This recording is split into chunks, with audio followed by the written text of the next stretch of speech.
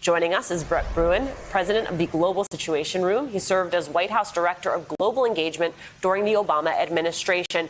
We have to look at the cost of paying ransoms like this to extortionists. What do you make of the way that this all went down? What's the long-term cost of this incident?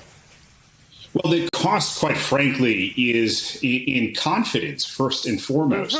We clearly have seen that our infrastructure is vulnerable and that the American public can be manipulated, not just in terms of the actual loss of access to gasoline, but by the perception of loss. And there are a number of countries, groups around the world, they're going to take a lesson from what they saw transpire over the last few days and say, I know how I can weaken the United States. It's through a cyber attack. And let's remember, this wasn't actually a cyber attack on their operational side.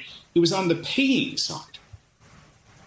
On Wednesday, the president signed an executive order on cybersecurity. It implements stronger cybersecurity standards, requires service providers to share breach info with the government, among other things. Do you think that's enough, Brett?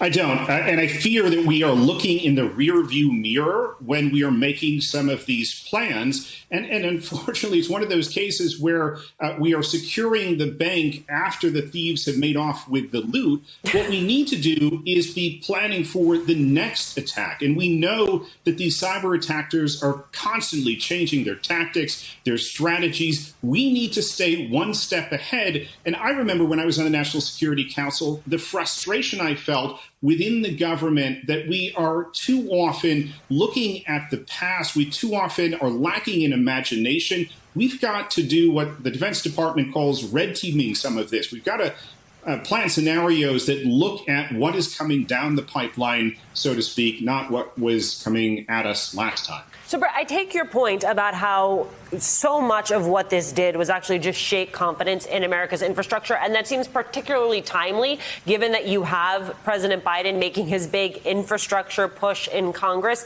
I wonder, from your vantage point, how this incident highlights the need for better infrastructure. Does it actually even change the contours of that debate?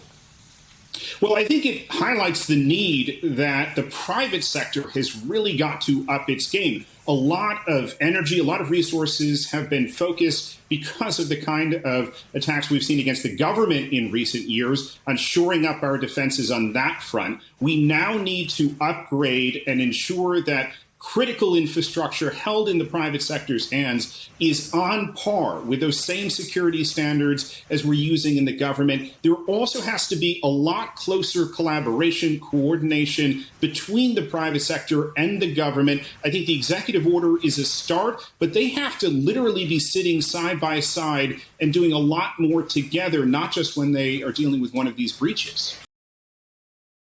Hey, thanks for watching our YouTube channel. You should know that you can follow today's top stories and breaking news and catch up on your favorite MSNBC shows all in one place. Download the NBC News app today.